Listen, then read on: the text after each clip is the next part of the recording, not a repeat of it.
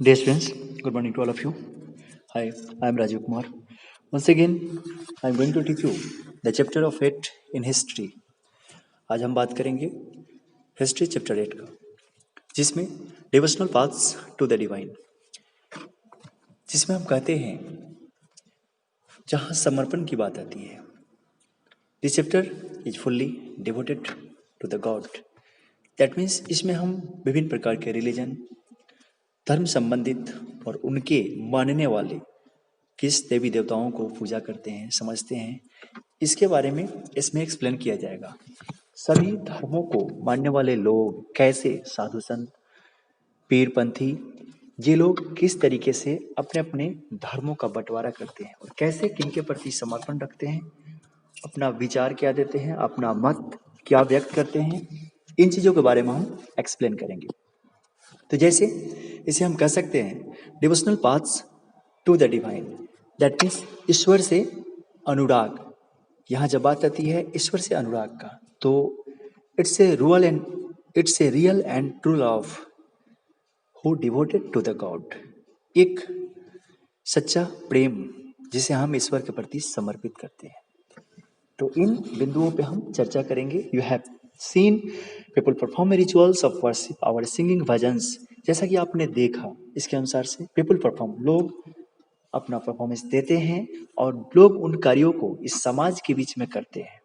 Rituals of worship, रीति रिवाज के अनुसार से पूजा, अपने अपने धर्मों के अनुसार। आवर सिंगिंग भजन्स, या गाना गाते हुए, भजन करते हुए। कीर्तन्स, आवर कवालीज, जहाँ यहाँ हिंदुज्म, इस्लामिक, मुस्लिम अलग अलग धर्मों की बात हो रही है, तो इसमें कुछ लोग कवालीज करते हुए, कुछ भजन कीर्तन करते हुए। Or even repeating the name of god in silence, या जहाँ हम दूसरे शब्दों में देखते हैं even repeating the name of god, जहाँ वे ईश्वर के नाम को पुकारते हुए, बार बार लेते हुए, इन साइलेंस, जब एक उस मुद्रा में, बिल्कुल मौन मुद्रा में, जब वे जाप की मुद्रा में होते हैं। And notice that some of them are moved to tears. यहाँ ये भी चिन्हित किया गया उन नाम को लेने के क्रम में, पर अपनी परेशानियों को बताते हुए, जताते हुए, उनसे कहते हुए। Notice that some of them are moved to tears. कुछ लोगों के आंसू निकल आते हैं, बाहर गिरते हैं। सच इंटेंस डिवोशन, ठीक इसी प्रकार का तीव्र और तेजी से बढ़ता हुआ समर्पण। Our love of god is the legacy of various kind of bhakti, या इसी प्रकार का प्रेम समर्पण is the legacy of various kinds of bhakti, जो कि विरासतों में मिली होती है। गॉड इज द लेगेसी, जो यहाँ पे वेरियस काइंड्स ऑफ भक्ति, मतलब विभिन्न प्रकार के भक्तियों को, स्वरूप को, भक्ति के स्वरूपों को चरितार्थ किया जा रहा है। And Sufi movements that have evolved since the 8th century, जो हम 8वीं शताब्दी में, इसके साथ साथ इस्लामिक धर्म में जो सूफी मूवमेंट को भी हमने देखा, जाना। तो mostly the chapter, all chapter belongs to the chapter 7 is fully describe their story about the medieval history, medieval time, that means between 700 to 1750, 700 से 1750 के बीच में, उसकी कहानियों को, मध्यकालीन भारत की उस कहानियों को ये बतलाता है, जिसमें कभी राजाओं की कहानी, कभी उनसे संबंधित कार्य क्षेत्र, कभी उनका व्यापार, कभी उनके महल, मंदिर, मस्जिद। अब इसके साथ अब बात आ रही है धर्मों की, कि कैसे उस टाइम में लोग किन धर्मों को मानते थे। फिर आगे नेक्स्ट चैप्टर में हम जानेंगे रीजनल, दैट मीन्स कल्चर, कैसे उन्होंने अपनी क्षेत्रीय संस्कृति का विकास किया। जैसे जैसे जिस परिवेश में बढ़ते चले गए, वैसी उनकी संस्कृति होती चली गई। अब इस तरीके से जब यहाँ हम निस्वार्थ प्रेम भावना को बताते हैं, तो एक शब्द आप सबके बीच कहना चाहते हैं, to dedication with anyone, to dedication or to dedicate with anyone without any desire is called a love. That means जिसे हम कहते हैं कि किसी के प्रति निस्वार्थ भावना से अपने आप को समर्पित करना ही प्रेम कहलाता है।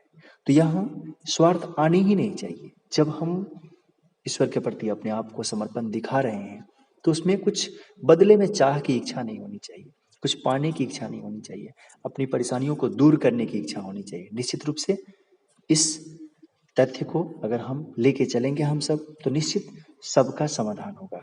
तो ये बतलाया जाता है एक निस्वार्थ समर्पण को जो विभिन्न शब्दों में इस्लामिक पंथ सूफीज लोग कैसे ईश्वर के प्रति समर्पित थे, यहाँ तक हिंदुज्म में भी कैसे अलग अलग सिद्ध योगी संत महात्मा लोग कैसे अपनी समर्पण को दिखलाए हैं। तो ये चैप्टर उन सब भाषाओं के उनके वक्तव्य के उनके चरित्र को वर्णन करता है, उनकी रहस्यमय अंदाजों को वर्णन करता है।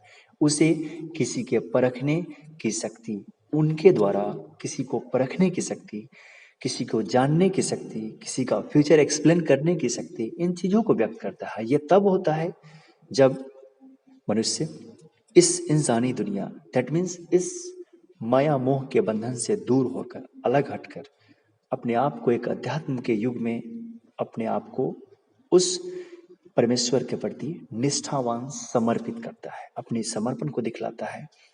तब उनके वे प्रचारक कहलाते हैं आगे चल के। जैसे कि हम अलग अलग नाम शंकराचार्य, रामानुजम, इसके साथ साथ जो सारे नाम कबीरदास, तुलसीदास, ये सब हम सुनेंगे और समझेंगे, उनकी कहानियों के बारे में जानेंगे कि कैसे उन्होंने अपने माध्यम से अलग अलग प्रकार से अलग अलग भक्ति का उदय किया और उसके प्रचारक बने।